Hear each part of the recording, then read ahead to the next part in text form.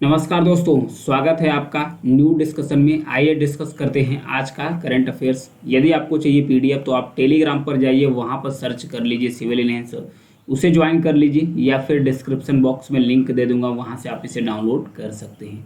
यह है गोदिया से लेकर गढ़चिरौली तक बना है हाथी रिजर्व। ये महाराष्ट्र के पूर्वी महाराष्ट्र में बन रहा है हाथी रिजर्व। ये महाराष्ट्र का पहला हाथी रिजर्व है, तो इसके बारे में जानेंगे। गोदिया गढ़चिरौली हाथी रिजर्व बनाया गया है। ये किस लिए बनाया गया है? ये महाराष्ट्र के पूर्वी साइड में बनाया जा रहा है। इसलिए बनाया जा रहा है ताकि जो हाथियों के बीच में कॉन्फ्लिक्ट होता है, ये सीमा टच करता है छत्तीसगढ़ का। इधर महाराष्ट्र है, इधर छत्तीसगढ़, इसके बॉर्डर्स पर इसे बनाया गया है।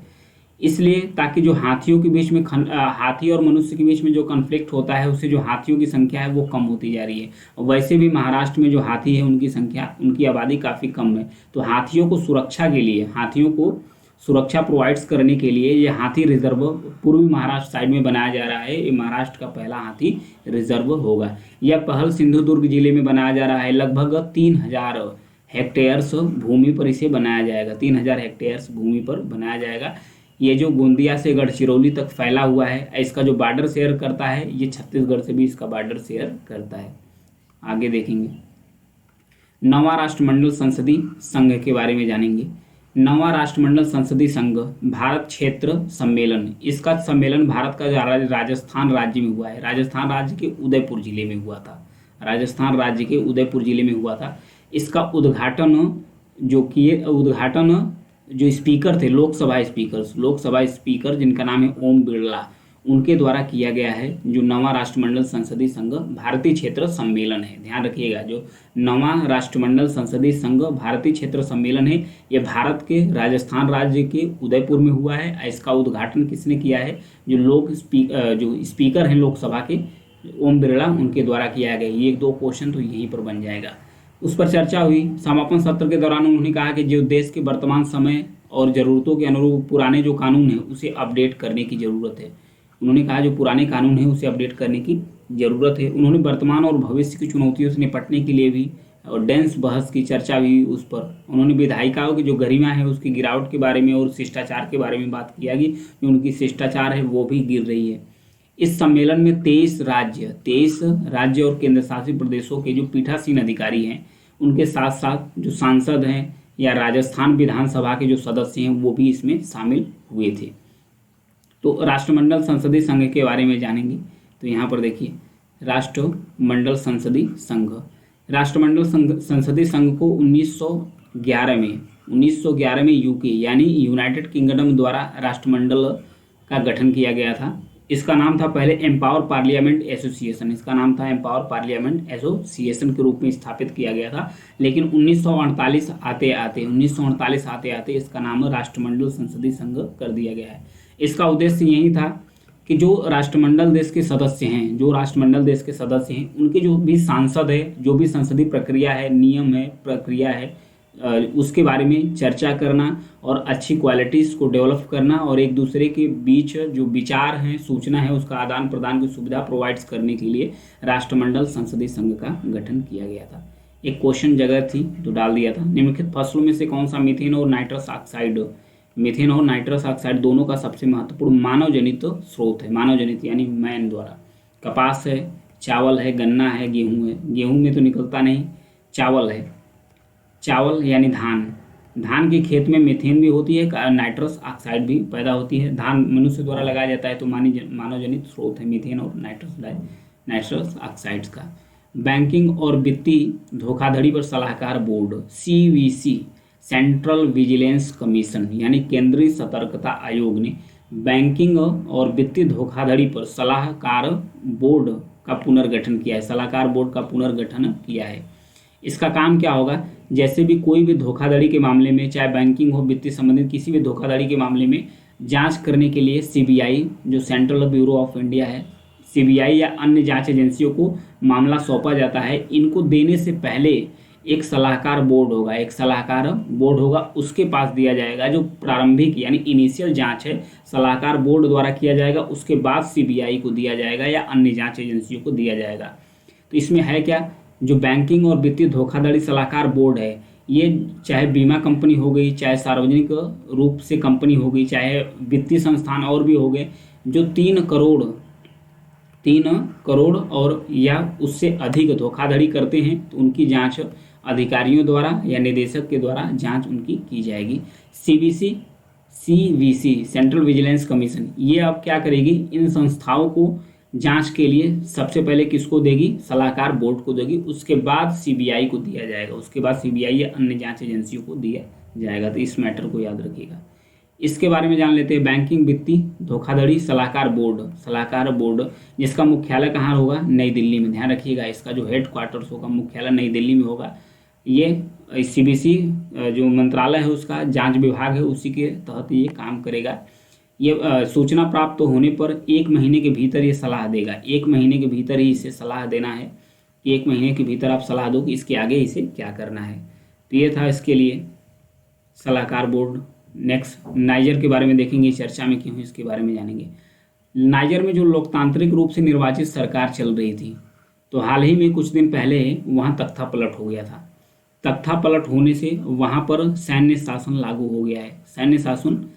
हो गया है। तो जो अफ्रीकी संघ है, अफ्रीका महाद्वीप में 55 देशों का समूह है अफ्रीकी संघ ने नाइजर को अपने संस्थानों, जितने भी उसके संस्थान थे अफ्रीकी संघ, और गतिविधियों से निलंबित कर दिया है। जो अफ्रीकी संघ है उसका कहना है कि नाइजर्स को पहले लोकतांत्रिक रूप से जो सरकार है उसे पुनर्बहाल करना होगा। यदि जब तक वो पुनर्बहाल नहीं करता तब तक किसी भी वित्तीय संस्थान या गतिविधियों में पार्टिसिपेट करने के लिए नाइजर को अधिकार नहीं दिया जाएगा, ऐसा कहना है अफ्रीकी संघ का। जो नाइजर में सैन्य तख्ता पलट हुआ था, जो राष्ट्रपति मोहम्मद बाज़ौम थे उन्हें हिरासत में ले लिया गया है, प्लस वहाँ जो जनरल थे, जनरल अब्दोर माने तियाचानिस, इन्हें अपना लीडर्स घोषित कर दिया गया है, सैन्य लीडर्स के बारे में। तो आइए नाइजर्स के लोकेशन के बारे में देख लेते हैं, फिर उसके बाद अफ्रीकी संघ के बारे में जानेंगे। ये है नाइजर्स, नीचे है इसके जो दक्षिण में नाइजीरिया है, इसके इधर पूर्व साइड में चाड है, और वो इसमें पूर्व उत्तर साइड में लीबिया है, एकदम उत्तर साइड में नाइजीरिया है, प्लस उसके बाद इसके पश्चिम में माली है, बुर्किना फासो है, बेनिन है। ये सब इसके इर्द गिर्द कंट्री है। जो नाइजर है एक लैंड लॉक कंट्री है। लैंड लॉक कंट्री मतलब स्थलबद्ध है, किसी तरीके से समुद्र से घिरा नहीं है।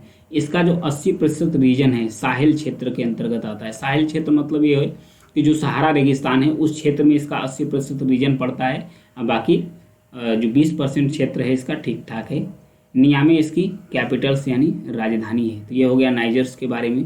अब अफ्रीकी संघ के बारे में कुछ जान लेते हैं। अफ्रीकी संघ के बारे में देखेंगे। अफ्रीकी संघ जिसका स्थापना हुआ था, इसके संस्थापक कौन थे, मुअम्मर गद्दाफी इसके संस्थापक थे। ये इथोपिया में स्टैब्लिश किया गया था, इथोपिया में इसे स्थापित किया गया था। इथोपिया की राजधानी जो अदिस अबाबा है वहाँ पर इसकी स्थापना हुई थी अफ्रीकी संघ का। अफ्रीका महाद्वीप के जो 55 देश हैं इसमें शामिल हुए थे। 9 सितंबर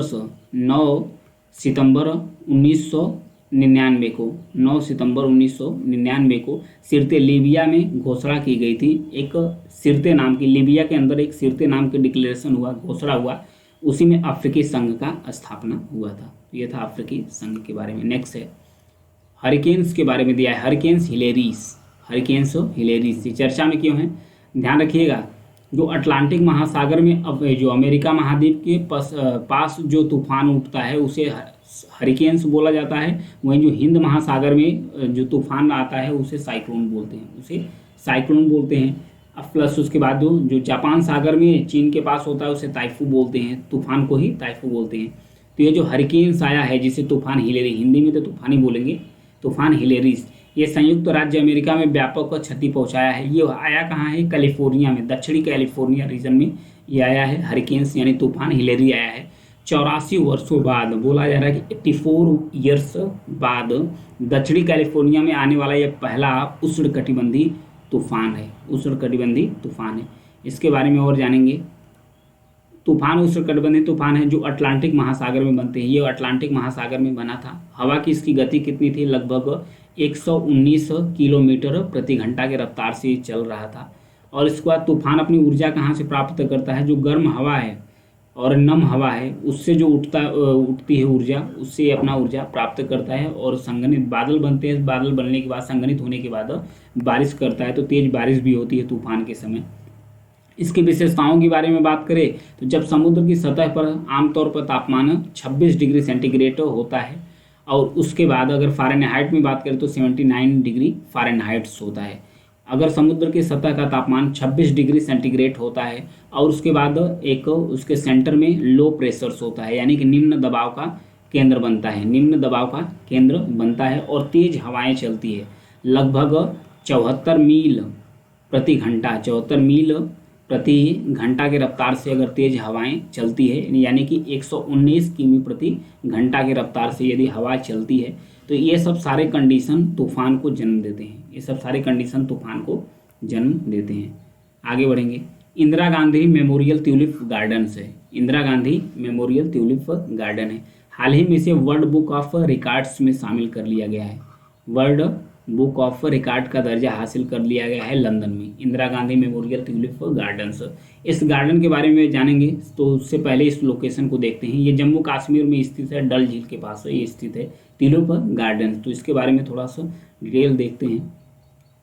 तो ये जम्मू कश्मीर में स्थित है। इसमें परजीवी फूल वाले पौधों की नई नई प्रजातियां होती है। इसे 2007 में खोला गया था, इसे 2007 में खोला गया था। उद्देश्य यही है कि कश्मीर घाटी में फूलों की खेती करना और पर्यटन उद्योग को और भी बढ़ावा। इसका क्षेत्रफल की बात करें तो 30 हेक्टेयर्स में ये फैला हुआ है। पर्वत श्रृंखला की बात करें तो डल झील के पास जबरवान रेंज के तलहटी पर स्थित है। एशिया का सबसे बड़ा ट्यूलिप गार्डन है, ध्यान रखिएगा।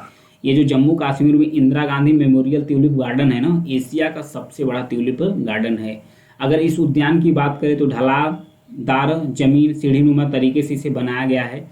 इसमें लगभग 48 ट्यूलिप फूलों की किस्में हैं। अन्य इसमें फूलों की बात करें तो जलकुंभी है, गुलाब है, नरसिसस है और अन्य सजावटी पौधे इसमें हैं। और इस गार्डन पर यहाँ पर हर साल ट्यूलिप उत्सव के रूप में मनाया जाता है। इसका उद्देश्य देखिए, यहाँ पर भीड़ इकट्ठा हुई है। इसका उद्देश्य यही है कि जो घाटी है, कश्मीर की घाटी है, उसमें पर्यटन को बढ़ावा देना, प्लस वहाँ के लोगों को फायदा पहुँचाना, प्लस पर्यटन जो इंडस्ट्री है उसे और डेवलप करना। ये वार्षिक रूप से मनाई जाती है कश्मीर घाटी में। बसंत ऋतु की शुरुआत में ही इसे मनाते हैं। बसंत ऋतु की जब शुरुआत होती है तब इस उत्सव को, ट्यूलिप उत्सव को मनाया जाता है जम्मू कश्मीर की कश्मीर घाटी में, जो डल झील के पास स्थित है। तो आज के लिए इतना ही है। जानकारी ठीक लगे, न्यूज़ पसंद आए तो चैनल को सब्सक्राइब जरूर कीजिएगा, लाइक और शेयर भी करते रहिए। Thank you.